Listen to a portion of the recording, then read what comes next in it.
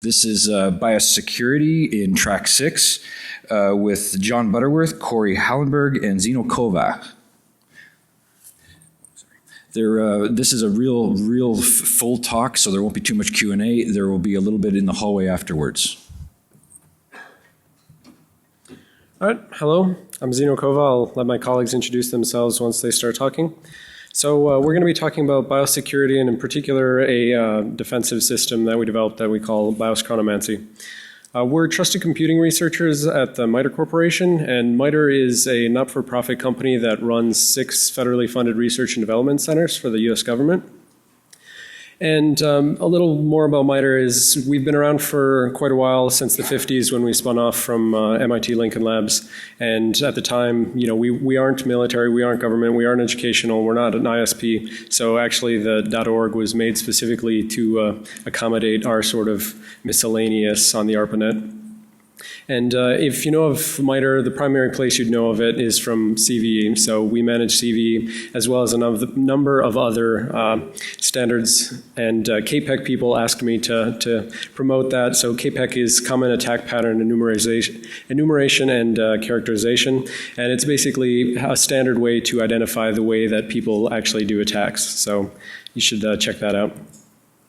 So first of all, why do we think people should care about biosecurity in general? Well, it's the first code that runs on a PC, and therefore it has to be the most trusted code, because if an attacker gets in and has code execution from the very beginning, then they can compromise any code that runs thereafter. So just as we see with bootkits, they run before an operating system and they compromise an operating system. If you run in the BIOS, you can compromise everything that comes afterwards. Additionally, there's, BIOS is kind of out of sight, out of mind right now. And so no one is pervasively checking their BIOS and integrity checking whether anyone's actually infected it. And if someone were to infect your BIOS, they can sit there for a long time, and we're not so much concerned about them, just going lower and then beaconing out with normal command and control like you see with normal OS level malware. We're more concerned about the fact that they could get into the BIOS, sit there, listen, and for instance, wait for a kill command and wipe the BIOS, and subsequently that's the kind of attack where you can't remediate that without sending hardware back to the manufacturers to reflash the spy flash. So also, why should you care about biosecurity? It's just cool because it's, not well known, and it's very powerful, and we think more people should know about it. So we specifically got interested in biosecurity partially because of, the talks circa 2008, 2009 at BlackHat, and we sort of worked our way towards this. We were working on other kernel stuff at the time. But as trust computing researchers, we wanted to understand exactly how the technology worked down at the BIOS level. So in the trust computing specifications, they say things like, we've got this immutable root of trust down at the lowest level, and that starts off all the measurements, and then each phase measures and goes to the next phase. But we wanted to know, how does that actually work? And so we dug into that. And obviously we wanted to know if an attacker could subvert this, and it turns out that that's true. So subsequently we utilized some of our existing work that's adapted from academic work, and we think that this builds basically a better measurement system down at the BIOS level, and that's the BIOS Chronomancy stuff that we'll talk about at the end. So basically the high level overview is we're going to say, the attacker can get into the BIOS. How could they get in? It could either be through misconfiguration or through exploits. How does this trusted computing technology actually work down at the BIOS level? How can an attacker attack it? How can they subvert it? How can they make you think that everything's still working exactly the way it should when it's not actually? And then we'll talk about our defensive system. But so before we get into that, I wanted to introduce Rick Martinez from Dell. And so we wanted to have him come up and talk a little bit about what Dell's been doing for biosecurity, because our work is specifically looking at Dell Latitude E6400. And so a couple of years ago, I saw Dylan Bresford's talk about SCADA security, and he found attacks in Siemens SCADA systems, but he allowed the Siemens people to come up, provide themselves as a point of contact so that other researchers who are working in the area can know exactly who they need to go to if they want to talk about problems. So Rick's been great to work with, and so we wanted to let him say a few words. Thanks. Good afternoon. I'm Rick Martinez, as Zeno had mentioned. I'm the biosecurity architect for the End User Computing Solutions Group at Dell. I've been doing BIOS for over 13 years now, and I've done a lot of lead security work for the BIOS, and I've recently, past few years, transitioned more into an architecture role where I'm handling the architecture and strategy for security technologies that impact the BIOS. I want to thank Zeno, John, and Corey for letting me assist in their research and letting me say a few words today. They've been great to work with, and I look forward to working with them again. So I've got my contact information on the slides. What would possess me to put my contact information in front of a BlackHat audience? It's because I'm interested and I'm serious about biosecurity, and I'm serious about improving that security. Dell's interested in security. You've seen it from our acquisitions in the marketplace. We take a layered approach to security from the infrastructure to the endpoint to the OS, but you can't have a layered take on security without a very strong foundation, and that's the BIOS. So I'm interested in and very serious about improving the security of our BIOS foundation for the rest of our security stack.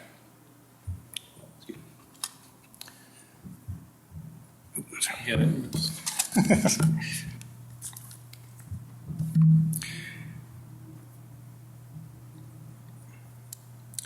So again, sorry, my contact information is on there. If you're doing any kind of BIOS research or anything with Dell platforms in general, please feel free to reach out to me. Let's work together to kind of harden that security.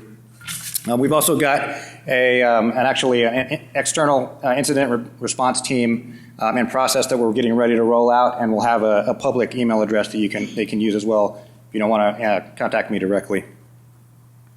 So with that, let's enough about me. Let's talk about the platform that we're going to be discussing today.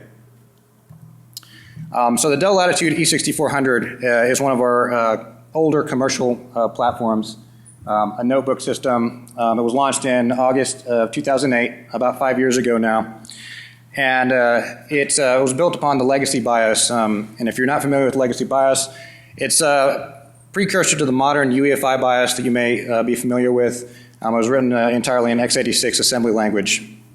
And the TPM or TCG implementation that's on that BIOS was implemented specifically for BitLocker and for BitLocker compliance. So it was a little bit of a different security landscape back then, and it was actually the last generation of legacy BIOS on our Latitude systems.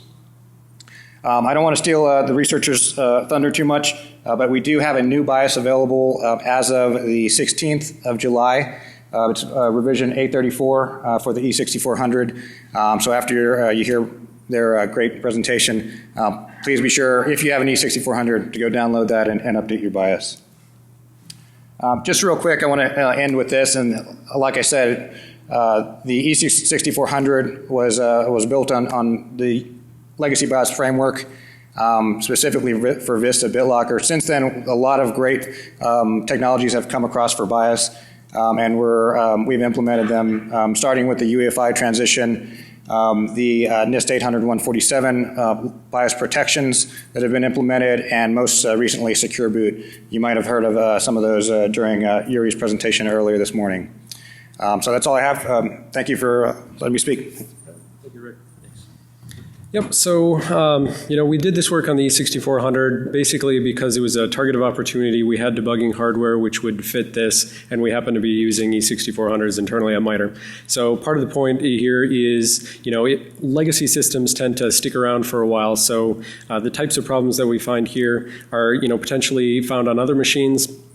And even if you have old machines, if your organization doesn't do BIOS updates, you're going to be sitting around with vulnerable BIOSes scattered throughout your environment. And how many backdoors and BIOSes does it take for the attacker to maintain a persistent hold on your network for years or decades potentially?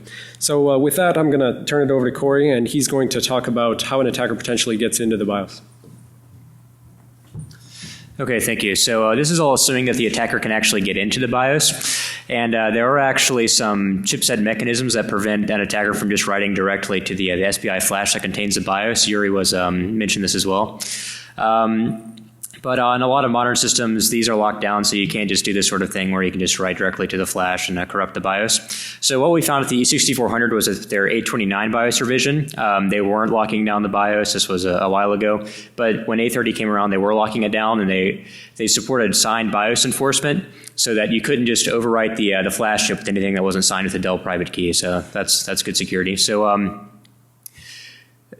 we still, as an attacker, want to talk about how we can get an arbitrary image on the flash chip, even in the presence of the signed BIOS enforcement. And so essentially, what you have to do is exploit the BIOS update process to do something like that. Now, something similar to this has already happened. In 2009, Invisible Things Labs showed an exploit, memory corruption exploit against an Intel BIOS that allowed them to reflash with an arbitrary image despite this signed BIOS enforcement. And we found something similar that affected a number of Dell systems, including the E6400. Okay, so our attack surface here is the BIOS update process. We're going to try to corrupt it somehow. And before we can do this, we really need to understand the attack surface and understand the Dell BIOS update process. So for the E6400 at least, the way this breaks down is the BIOS update image is called in Dell terminology an HDR image. And what happens when you want to update your BIOS is that the operating system packetizes this HDR BIOS update image, which can be many megabytes in size, so it can be quite big. So to handle that, they'll split it up into smaller packets, and these kind of get written across the address space. And then a bit in CMOS is flipped that indicates, all right, there's a BIOS update pending. And then the system reboots, and whenever this reboot happens, the BIOS is checking, is this CMOS bit set? If so, go out and find the pending BIOS update and do the process. And this all happens in system management mode.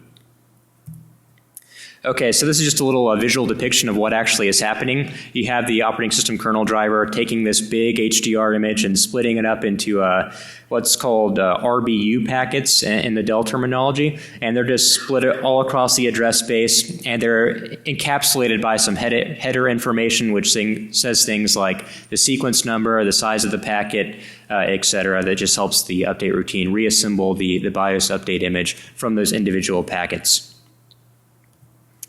So you can see here, this is actually the what would happen after the reboot. The system management mode update routine is literally traversing through the entire RAM address space, looking for these RBU packets, and it identifies them by this special string $RPK on like page align boundaries that indicates that an RBU packet is there. And then as it finds them, it collects them and then combines them in this reconstitution area, where eventually the entire Dell, BIOS update image is going to end up. And not until this occurs is the signature check happen on the BIOS update image. The reason is the RBU packets themselves, those RPK things, are not being signed because it's up to the operating system driver to split up the image, and maybe those will be different depending on the operating system resources. So those are completely unsigned. The attacker can control anything about the meta information in those. Only until that image is completely reconstructed can the signature check occurs. So anything that happens before that is fair game for trying to find a corruption vulnerability in. Okay, so just to reiterate, our goal as an attacker is obviously to reflash the BIOS with an arbitrary image. And to do that, we're going to try to find a memory corruption vulnerability in this reconstruction process that the BIOS update process uses. So more specifically, our attack surface is really those RBU packets I was just describing. And you can see here, this is actually provided by like a SM BIOS library for Linux, so you don't have to reverse this or anything. It's just freely available. And this is what encapsulates all those individual BIOS update image packets, and it contains stuff that you would pretty much expect, stuff like the current packet ID, the size of it, what the sequence number is, etc. Pretty generic stuff for this type of problem solving. So, as I mentioned before, this 33-byte structure is unsigned. Anything in here in the parsing of this is fair game for trying to find a vulnerability in. Oops. Okay, so getting into the nitty-gritty of how this update routine actually works, what you're looking at here is system management mode code for the E6400. And this is what happens when one of those RBU packets is located. As soon as it's located, it starts to parse the individual packet. So in this case, It's copying some of those structure members into a global SMM data area. So things it's interested in, like the set ID, the total number of packets, the size, the sequence number, etc. These are all just copied into this kind of SMM global data area, and they'll be used for later calculations. And what's important to take note of here is there's not a lot of sanity checking going on, at least at this stage. You can see it's just kind of copying it to this data area, and they'll be used later for various things. Okay, so one little corollary here that's worth mentioning is part of the Dell update process is actually in that reconstruction area I was referring to previously. It's going to fill with this GEOR string, GEOR, it's like an ASCII tag, and I'm not exactly sure why it's doing this. We just saw it, the code doing it. I think basically it's adding this tag to the reconstruction space to signify where these individual RBU packets are supposed to end up in the reconstitution area, just as a debugging thing. So when they were developing this reconstruction algorithm, they could go in and debug it or something like that. But anyway, this thing is going to come back to haunt us and make exploiting this pretty difficult.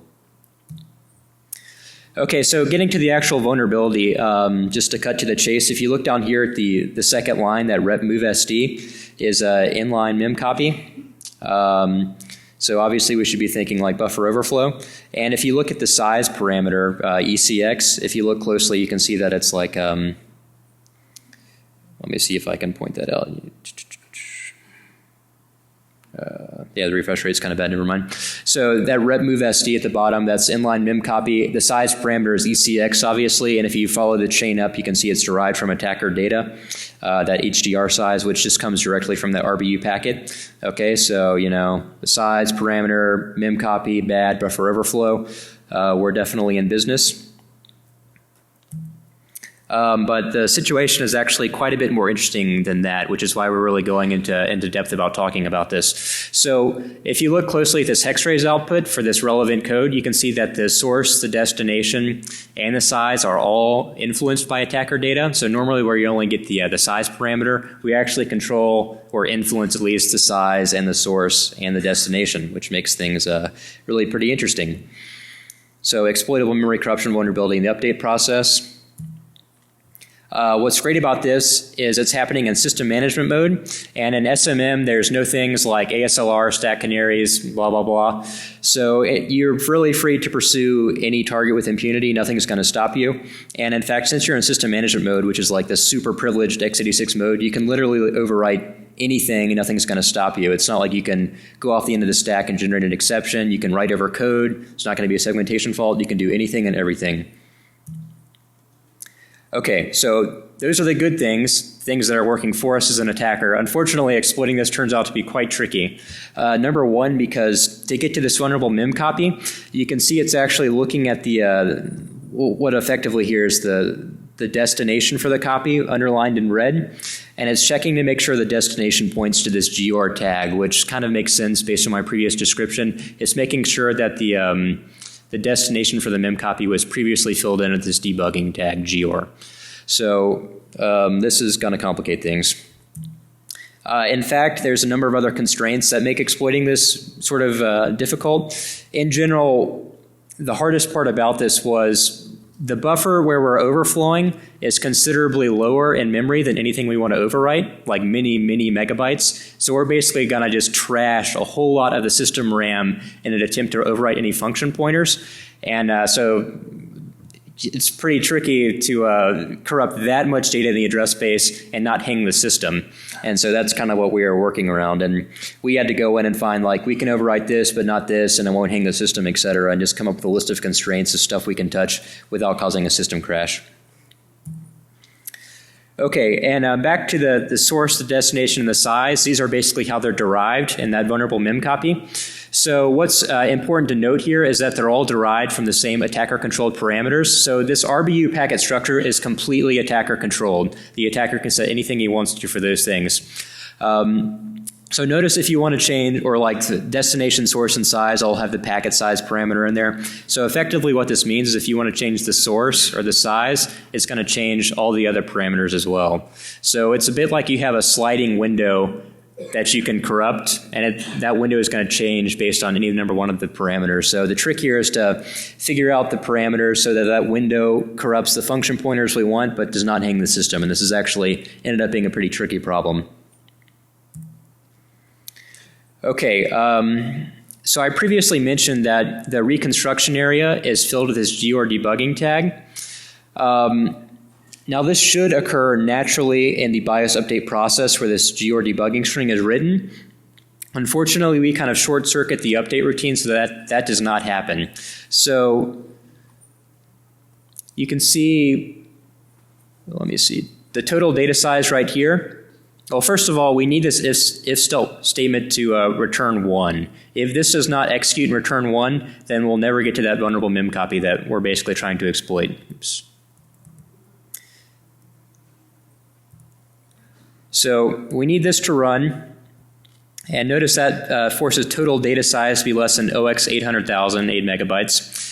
But we want to write more than that. So the way we kind of get around this is we set the total number of packets to 1. This is an attacker-controlled parameter in that RBU packet. So total data size is 0. Good, this executes. But what's bad is it means this GOR string basically does not end up being written the way we expect it to be written. And furthermore, we found that if we let this mem set, which just zeroes out that whole reconstruction area, first run, that would cause big problems as well, with just zeroing out a huge amount of the address space.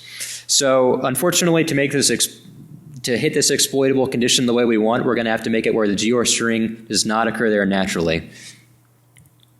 Okay, so that GOR string has to be there. Just to reiterate again, it has to be there to hit that vulnerable mem copy. So what do we do? Well, after thinking for a while, we actually sort of fakely generate this GOR string in the operating system. We wrote a Windows kernel driver that would basically write the GOR string as high up in physical memory as it could. It would keep allocating higher and higher using allocate contiguous and as a Windows kernel function. Keep allocating as high as it possibly can. Keep writing the GOR string so it's kind of like a GOR spray or something like that of the address space. And then effectively we're abusing the same functionality that the BIOS update does, where if you set up the system RAM and do a soft reboot, that RAM will actually stay in place. It's not like it's zeroed out upon a system reset. If it's just a soft reboot, the address space will for the most part stay the same. It's the same thing that the BIOS update does. So we found that if we just spray the address space with GOR and then reboot the system softly, we could actually have it where this would stay in place and we could meet this condition. Okay, so there were a number of other constraints that I was sort of alluding to, and effectively what we did was we just wrote something to brute force a possible RBU packet that would overwrite a function pointer that we care about. In this case, we just chose the return address for the BIOS update routine. And remember, it's totally legit to go after this because there's no exploit mitigations in the system management mode. So overwrite that, don't crash the system, etc. And luckily, we were able to solve, get a brute force at RBU packet configurations that will let us overwrite the return address and not crash the system, etc. And just to give a visual depiction of what's going on, you can see here that with a, it's a bit hard for you guys to see perhaps, but if you come back to this, you can see like for the RBU packet, the packet number is unusually high, OX83F9, and the packet size is FFFFE, so these things normally you would not see during a regular BIOS update process. They're obviously unusual, large, and malicious or whatever. And with those, what happens is the reconstitution area for the BIOS update actually overlaps the system management mode RAM. So if we do this cleverly, we can make it where we overwrite the return address being used by the update routine and then gain control of the instruction pointer within the context of the BIOS update routine. And at this point, we are free to reflash the BIOS with whatever we want. It doesn't have to be signed by anything. Okay, do we have the YouTube mode? Escape and then do it on the desktop.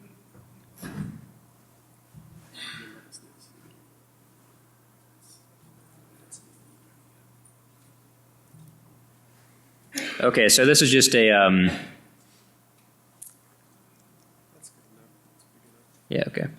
So what I'm doing here is this is the E6400. I'm just going into the BIOS setup and showing you that in fact that, signed BIOS enforcement is turned on.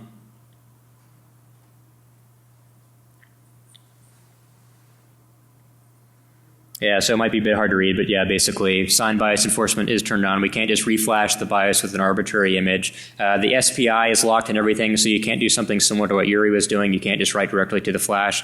This thing is locked down pretty good. And what we're doing now is booting into the operating system, and we're going to run our malicious kernel driver that's going to write one of these malicious RBU packets to the address space and then trigger the BIOS update process. That way we can try to exploit it and reflash the BIOS with an arbitrary image.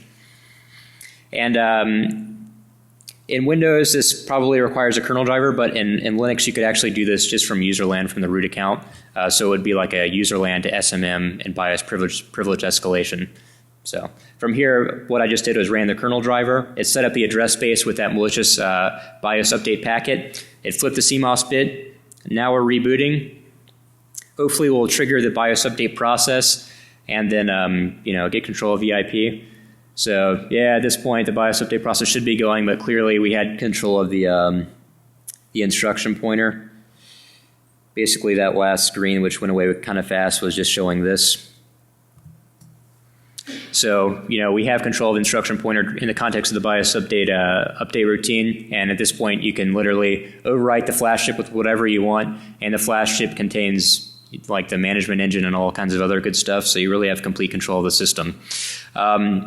The other important thing to take away is that BIOS is actually responsible for instantiating system management mode. So once you have control of the flash chip, you have complete control of SMM as well, and you'll be persistent in there. So this bug allows you to get control of the BIOS and system management mode for good. And then once you have control of BIOS and SMM, you can do really bad things, primarily because the whole root of trust in the system, things like what the TPM uses, is on this BIOS flash chip. So now John is going to talk about some of the really nasty malwares you can implement once you have complete control of the system like this. Thank you, Corey. Hi, I'm John Butterworth, and I'm going to present to you an example of a worst-case scenario where the attacker is able to exploit a vulnerability, like the one that Corey just showed you, and install a permanent rootkit, persistent rootkit into your firmware BIOS. Now technically, modifying the BIOS with something like, say, a rootkit should be detected. In their PC client specification, the Trusted Computing Group does lay out a set of critical boot time components which must be measured in order to establish a trusted system. Now, the measurement of these components is referred to as the static root of trust for measurement, static being because you're assumed to be measuring the same thing each time. Each component is measured prior to control actually being handed off to that separate component, thus establishing a chain of trust, if you will. Now, for this discussion, we're focused specifically on that first initial measurement, which is referred to as the core root of trust for measurement, the responsibility of which is to measure itself as well as the BIOS. And because of that, it forms a sort of anchor in this chain of trust, as you will, and because it's also measuring the BIOS, therefore, technically, a firmware rootkit should be detected. However, as I'm going to show you, that's not necessarily the case. First, a little bit of terminology. We have the Trusted Platform Module, the TPM chip. It's located on the motherboard, has multiple security features. The most pertinent to this discussion is the fact that it is able to provide a signed quote of its current PCR set. It can also provide signed tick stamps, but Zeno will get into that a little bit later. Now, these PCRs, they are registers located on the TPM chips. They store 20-byte hashes. Each of these hashes represents one of these measurements of these critical boot time components defined by the TCG. The PCRs rather, are reset to 0 upon reboot, and they can only be modified via an extend function, which is the SHA-1 hash of the current PCR value concatenated with the hash of the measurement that you wish to extend onto. Now, this is an example of a measured boot as defined by the Trusted Computing Group. Here we have our core root of trust for measurement, measuring itself as well as the BIOS and extending that measurement onto PCR 0. Now, as I stated earlier, the CRTM is the only measurement which we are focused on. I'm just going to leave these here for reference as they are beyond the scope of this discussion.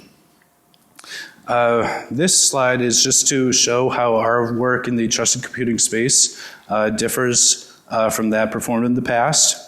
Past researchers have actually attacked the TPM chip, like say with an electron microscope, trying to dig the keys out of, like say, the shielded locations that are located on the TPM chip. We are actually focused specifically on investigating the vendor implementations of these static root of trust measurements.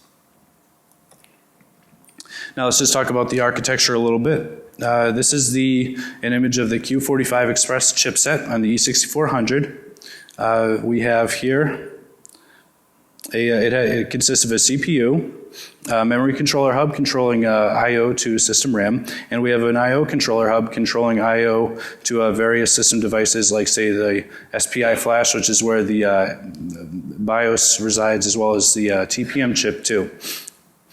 So we're just going to simplify this into a simplified representation. I'm going to talk a little bit about the boot process now. When you power up your system, the CPU begins executing directly from the NVRAM flash, directly from the boot block, performing various generic chipset configurations. Specific to the Dell E6400, it begins to process a number of modules. Some of these modules are very benign, containing data such as the splash screen, which you see upon system boot. Others contain very important executable code, like that code which will instantiate system management mode and its executable system management RAM space. And of course, the CRTM is another one of these modules, which will execute and extend its measurement onto TPM's PCR0. Specifically what that is measuring, I will detail shortly. But first, I'd like to just outline some very general problems with relying on PCRs as indicators of a trusted system. For example, there are no golden PCRs provided by the OEMs. It is up to you, the truster, the owner of the system, to determine that these initial PCR sets that you see are in fact to be trusted. So you have to provide your own golden value, so to speak. There is also no description of what's actually being measured to incorporate, to create these measurements that you read in the PCRs. In our research, we were surprised to see that homogeneous systems, systems being the same hardware configuration, same model, same BIOS revision, would actually produce different PCR values. As well as we were also surprised to see duplicative PCR values when we were dumping the PCR sets.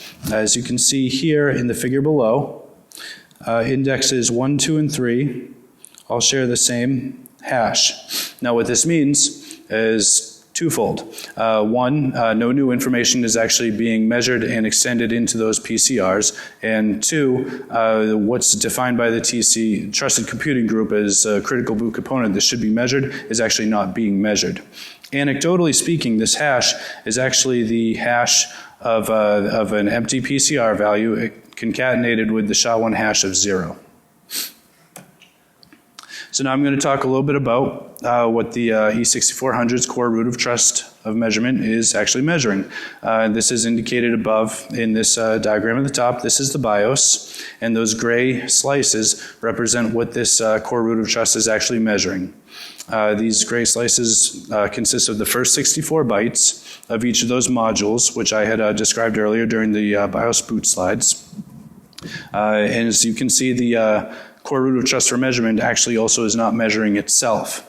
Now, it's easy to look at this and say, well, that's the problem right there. If they were only measuring the entire BIOS, well, that would fix the problem. That's actually really not the case, as I'll show you shortly. That is a red herring. The real problem is because the CRTM is actually something you can modify. It's mutable.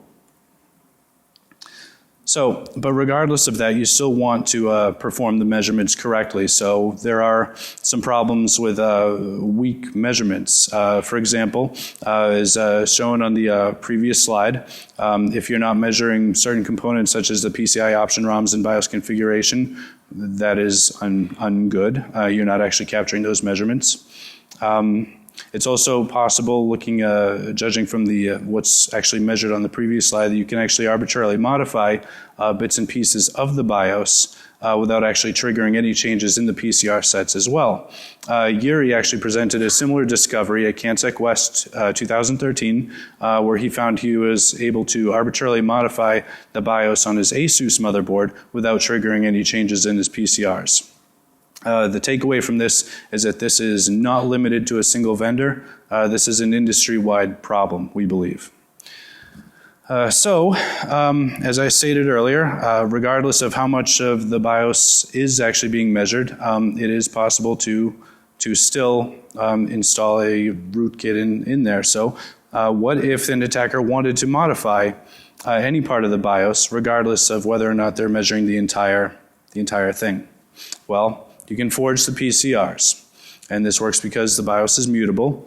This is basically your standard run-of-the-mill replay type of attack, where the attacker is able to either record or calculate the known good measurement that's performed by the CRTM to record that hash that gets passed to the TPM to extend onto a PCR0. It's then able to modify the CRTM to prevent that good CRTM from running, and then to replay its pre-recorded hash to the TPM to extend on to PCR0, thus reporting your golden value, so to speak, of PCR0 that you expect to see, even though the CRTM has actually been modified. And from there, the attacker is able to insert itself into system management RAM or any other part of the system that it wants to. So, as Corey hinted, here's an example of some really bad things that can happen when this is a possibility. Just to show that this isn't just paper analysis, we created 2 proof-of-concept firmware rootkits. Each is installed programmatically. There's no hardware modification required to do this. We created the tick and the flea. Both of these are persistent stealth malware. The tick achieves its stealth by forging PCRs. And of course, once it's achieved this stealth, it's free to modify any other portion of the BIOS that it wants to, including inserting itself into system management RAM. The flea has all those exact same basic stealth capabilities as the tick, but it's actually also able to persist even beyond BIOS reflashes. So as a recap, this is just an example of a normal PCR0 measurement where the CRTM executes, creates this measurement, and extends that measurement to PCR0.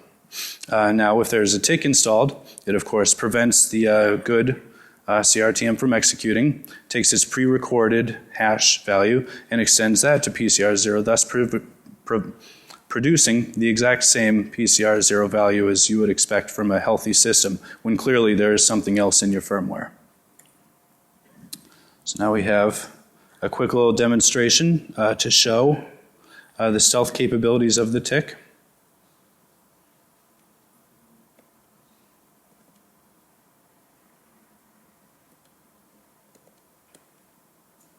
So what we have here is a BIOS revision A29, which just booted up. You just saw the Dell splash screen.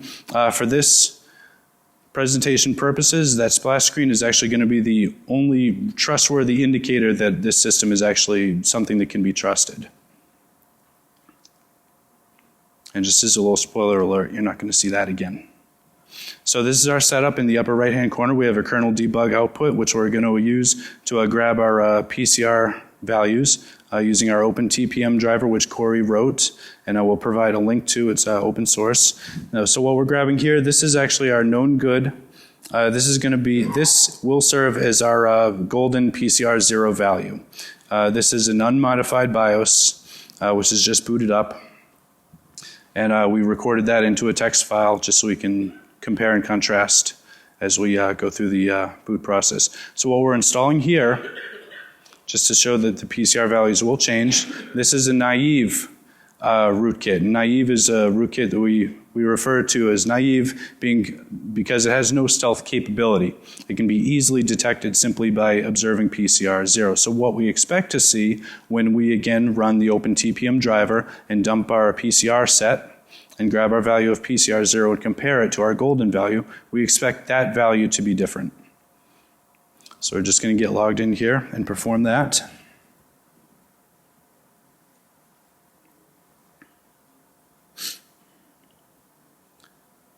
Just pause here real quick so it doesn't go too quick, but indeed, this hash is different, and so this rootkit is easily detected simply by observing the PCR value.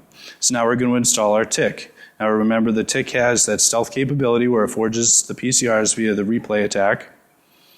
So we just executed that. We're going to go through the update process again. And what we expect to see is that in this case, the PCR 0 will actually match our first golden value of PCR 0. So it will appear that nothing in the BIOS has actually changed. However, something has changed. Again, the splash screen has changed. Just a benign change. So now we're just going to get logged in here and compare our values of PCR 0 to the initial value.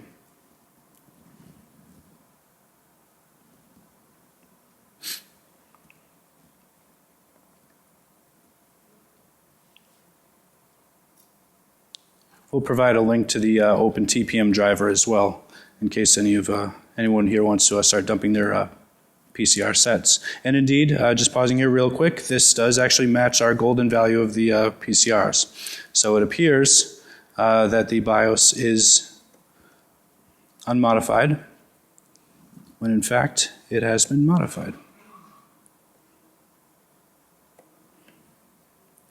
Now we're going to talk about the flea. As I stated earlier, the flea has all the same stealth capabilities as the tick. Performs the same replay attack. It forges PCR 0.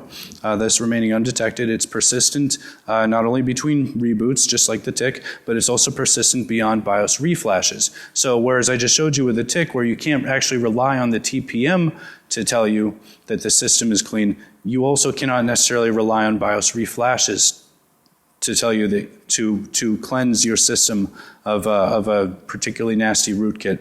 So here's how the flea basically works. The flea has hooked the BIOS update process. So of course it's aware that it's about to begin. It clones itself into that BIOS firmware update that's in resident RAM. Once it's in there and all set, it simply permits the update process to continue. Thus the flea has persisted to your newly updated flash BIOS. And again, we're going to see a little video displaying this aspect of the flea.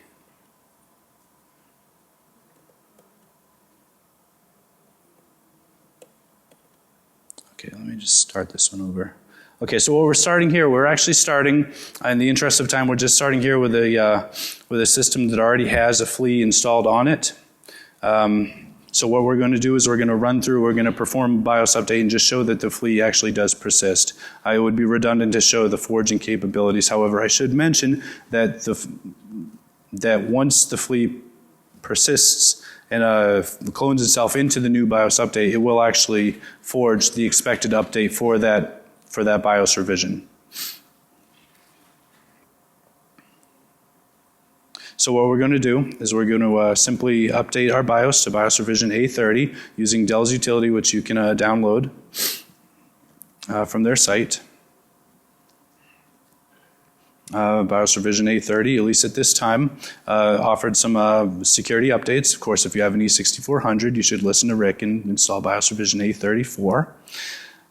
We're going to go through the update process, and like I said, we expect to see that the flea has persisted into this new revision.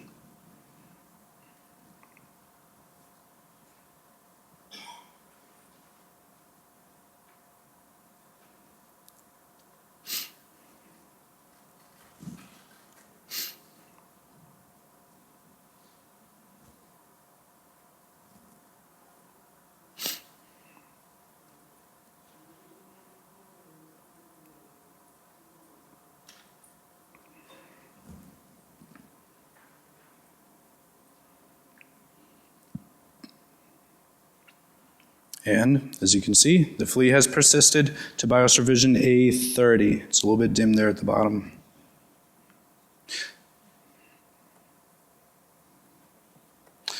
So I'm going to pass it over to Zinokova, who's going to tell us how to combat these firmware rootkits. All right, so what we did then is, we're defensive security researchers, and we had some previous work that we had done in Windows kernel, trying to get better roots of trust so that we can, basically we're worried about these sort of attacks, specifically where the software can lie and say that everything's good. So first of all, you should probably take down this bit.ly link at the bottom. There's about 10 years of work in the area that I'm going to describe, and I'm not able to do it justice in the small amount of time that we have left. So we put up a timeline there that talks about all the other work in this area. But what we did is we created a system we called BIOS Chronomancy. And what it is timing-based attestation or software-based attestation. That's the terminology in the academic community. And what this kind of software is trying to do is you're building software with a very special construction where you're trying to say, this software will tell me that it is uncompromised, and if someone has compromised and is making it lie, it'll take extra time to actually run. So you're trying to build it specifically so that if it's manipulated, if someone's trying to put a hook into it, but then they're cleaning up and making it look like it's not hooked, it's going to take additional time to run. And this is the sort of timing side channel that we're purposely building into the software's execution. So the BIOS Chronomancy system is, we're not trying to re-implement the entire static root of trust for measurement. We're not trying to measure the BIOS itself and then the option ROMs and then everything else. We're just saying we want this first root of trust. We've got this mutable BIOS, so we know an attacker can potentially get in here and modify it, and we want to have additional trust in this specific software. So again, there's a lot of different assumptions with this. You should see the previous related work and our future paper on this to get them all. But the first assumption, and we think this is what makes this technique in general so appealing, is you assume that the attacker has full control of the system before you execute, and even potentially while you're executing. They can do whatever they want before and during your execution, but the intention is you build your software specifically so that if they modify you while you're running, you run slower. And then another thing, a big assumption here, is that the code we've written is the most optimal way that we can check ourselves. So if an attacker can come in here and create a little better hand-coded assembly and make it run a little faster, he can add an instruction which would normally slow it down, but then he can combat that by optimizing some other instructions which speeds it back up, and then we don't detect any timing changes. And similarly, we have to make sure that deep down at the microarchitectural level, with all of the different ALUs and everything else that's available for the processor, we have to make sure there's no free slots where they can just add an instruction, and because there's an idle subcomponent of the CPU, they can't just use that for free. So all of this related work, fundamentally it breaks down to having these core premises. First of all, you're going to read your own code and your own data. So you're reading yourself in order to provide some evidence of control flow integrity or code integrity. So you want to make sure no one's put a jump instruction in your code to hook you like rootkits commonly do on OS level software. So you're reading your own code, you're building a checksum over your own code. And unlike things like a malware where it's just trivially that malware will checksum itself to look for an analyst putting a breakpoint in it, but we need to make sure that that if we do this sort of checksumming, that it's going to cause a difference in the timing execution, which subsequently gets measured. So then what we do is we read the data pointer, which is pointing at our own code and our own data. We incorporate that into the checksum. And the notion there is if the attacker takes our code and copies it off to a clean location, so they've got a clean copy of our code. When we try to read our own stuff, they point us at the clean copy. Well, we incorporate the pointer itself. So they're pointing at some other copy. They're not pointing back at our own thing, at our own location where we know it should be. They're pointing at a different copy, and so they need to modify the incorporation of the data pointer, which means they need to do, maybe an add and a subtract, for instance. And those two extra instructions are then going to perturb the timing. Similarly, instruction pointer. We're executing at a known location. We're reading data from a known location. If we incorporate those pointers, and if the attacker is pointing them to different execution location, different data read location, then they have to fix that back up during the checksum computation, and that modifies it. Also, unlike this we don't want trivial replays, so there's not a fixed, here's our single checksum which proves that we're clean. We use a nonce in order to have freshness and make it so that you can't just keep replaying, yep, I'm clean, and just have a plain replay attack like that. It also helps prevent pre-computation attacks where the attacker stores every possible combination of challenge to response. So with a big enough nonce, they don't have enough RAM to keep it around. And then the important thing is all of this incorporation of data into your self-checksum, you do it millions of times so that you're trying to make it so that if they add even one instruction of overhead times millions of iterations, that means millions of instructions of overhead. So this is what it would kind of look like as C pseudocode. In reality, it's always hand-coded assembly because you have to have that optimality assumption. But the point is, we're incorporating some of these things, the nonce, the data pointer, the data pointed to by the data pointer, the instruction pointer, we're mixing it around, and then we're doing this all in a while loop. If the attacker knows that he's compromised your data, if he's modified your self-checking code and he wants to make it look like he hasn't, he needs to check. Is the good code about to read some bad data? And if so, I'm going to give it the good data. And that's basic if kind of conditional. But by adding an if conditional, that's a couple of instructions extra that he has to do to clean up this checksum and make sure the checksum is still correct. And a couple instructions times millions of loops equals millions of instructions of overhead, millions of instructions equals macroscopic timing difference. So overall, this is what our protocol basically looks like. We're down at the BIOS level. Unlike some other things, we can't necessarily get a challenge from a server. So we're actually going to get our nonce from the TPM.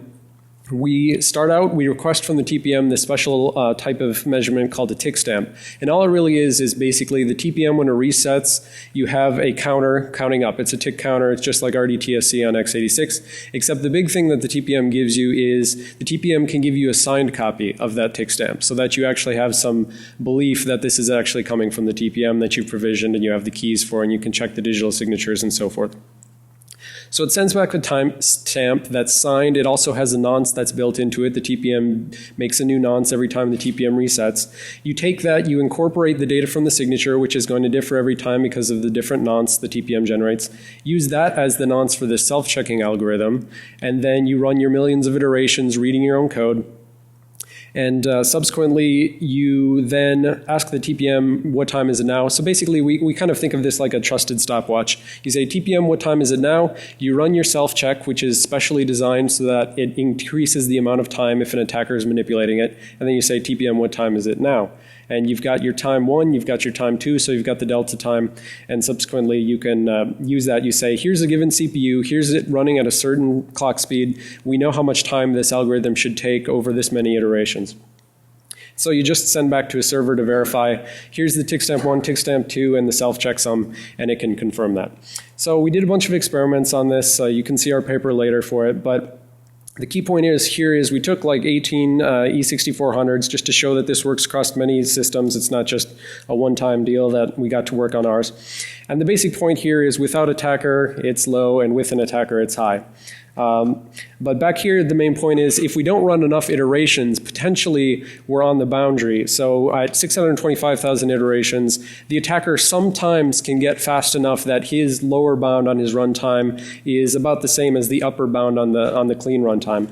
But this is pretty easily dealt with because what you're really dealing with here is there's a percentage overhead that the attacker adds by adding a couple instructions as a couple percent overhead. So if you want a larger macroscopic difference for a small percentage overhead, you just run it more times and you get more difference.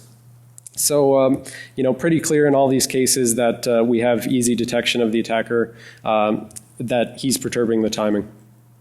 So we know that this system gives us, under the academic sense of it, it's a great thing because it's saying this code is unmodified. We can, verify this, and that's all good. But what we found when we dug into this is we said, well, that's good from the academic perspective, but in the practical perspective, we want to, stop attackers from being able to do bad things. And kind of a big problem with this kind of technique is a talk-to attack, time of check, time of use. So I check the system, and it says, yep, the checksum is right, the timing is right, this code ran unmodified, and that's great. That's a property which, quite frankly, we don't have for most any other security software out there.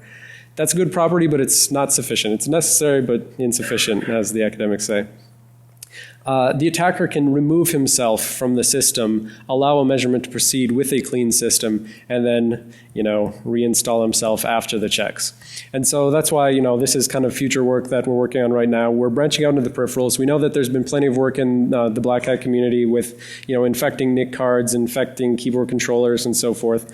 So we're concerned about this kind of thing, and we're working on that because fundamentally we think that if you can't stomp out this kind of attack down at the BIOS level, it's not going to be useful at other higher levels. So the basic conclusions are, we think you should assume attackers can get in. We think that this sort of timing-based attestation system is built under that assumption, so that's a good thing. Corey showed ways that you can get in. Yuri showed ways that you can get in. The attacker gets in. We have to work under that assumption. And then obviously bad things can happen because unfortunately when we have these mutable roots of trust, that becomes untrustworthy once it's mutable and an attacker can get in. So one of the things I forgot to put on here, but it was in the sort of in the summary. So Rick mentioned how they started applying the NIST 800-147 guidance. That's saying, apply things like signed updates and so forth. And they did that. They locked down the flash chip. They applied signed updates, and that increases the security. So going beyond that, part of our point of showing the flea was to say signed updates is, again, necessary but not sufficient, because if an attacker is in there before the signed updates are applied, he can just keep bouncing his way across new signed updates being applied. And similarly, you can have signed updates, but an attacker can exploit and get their way in. So there's further NIST guidance. There's the NIST 800-155, which is targeted at vendors, basically saying, here's the type of stuff we think you need to actually measure in order to provide a good root of trust. And as trusted computing researchers, that's the kind of stuff we care about. But fundamentally, as we mentioned a couple of times, the core problem here is that your core root of trust is mutable. And if it's mutable, then somehow, some way, we assume that the attacker is going to be able to get in and they can subvert your root of trust. All right, so the one last thing that we have to say, there was like a question in Yuri's talk about, what's the prevalence of BIOS misconfigurations. We've actually, that should be live now. And we released a tool called Copernicus. And what it does is it tells us about things like misconfigurations in the BIOS security. So if you've got a BIOS that's not locking down the flash chip, Copernicus will tell you that. It'll say BIOS, it gives us simple things like, is SMM writable? Is SMM locked or unlocked? Is BIOS locked or unlocked? And so we've released the binary so you can just go play with this and see on your own machine, are you vulnerable to a trivial wiping of your BIOS? Can it be trivially bricked? Also, we care about this for doing analysis of the systems. So Copernicus gives us a BIOS flash dump, and then from there you can, as we kind of talked about, there's problems with PCRs in that you get a hash, but then the question is, if you've got your nice trusted computing system and hashes differed, then what, right? What are you going to do if someone tells you the hash of your BIOS is not what it should be? So Copernicus gives you the ability to dump the flash chip and go ahead and start looking at it. Look at a clean one, look at a dirty one, diff it, throw it into IDA, and that's exactly the kind of stuff we do. So, MITRE works for the government. So for anyone here who's a Fed, basically, we're interested in doing deployments, pilots within your environment so you can check, how many of your machines are actually vulnerable to trivial bricking, and also, pull back the BIOSes and say, we have, this is what we think the Dell golden image for a flash chip should look like on an E6400 or newer things. But if you don't have that, we'd like to, actually analyze that and find out why. Additionally, MITRE's a not-for-profit company. We don't make COTS software. We've found out the hard way, we don't like to run science projects for many years at a time. So kind of this capability needs to be incorporated into commercial products. And we're licensing this, and it's very easy license because fundamentally we're going to be licensing it as data for code. So you give us data about how many machines you've seen vulnerable. We incorporate that into our next paper, which again, part of the reason for releasing the binary is we'd like people to go check your own machines and then tell us, I've got this model and it's vulnerable. So our next paper is going to be basically how prevalent is this in the wild? What percentage of machines are trivially writable? What percentage have TPMs? What percentage have them on? All this sort of things. Which vendors do better than other vendors? So if you care about this thing and you're doing purchasing, you want to know which ones are actually locked down. So we're looking to license this to COTS and do piloting in government in particular, but we're also open to doing it for just general people who are interested in finding out about their biosecurity, because it helps our ongoing research. So unfortunately, we jammed-packed it with like 3 talks worth of material, so we don't have a lot of time for questions. I see people queuing up at the back, so we won't take them up here. We'll go right out there, and right to the right, there's a little area that you can ask us questions. But our 2 last things that we're going to pimp here is Corey's Open TPM. If you want to start playing with the TPM, he's provided open source tools that you can do that. And then finally, OpenSecurityTraining.info. We've got classes on TPM, so you can learn about it. We've got classes on IDA Pro and reverse engineering, so you can learn about that. And John's going to be making a class on BIOS, so you can learn more about that.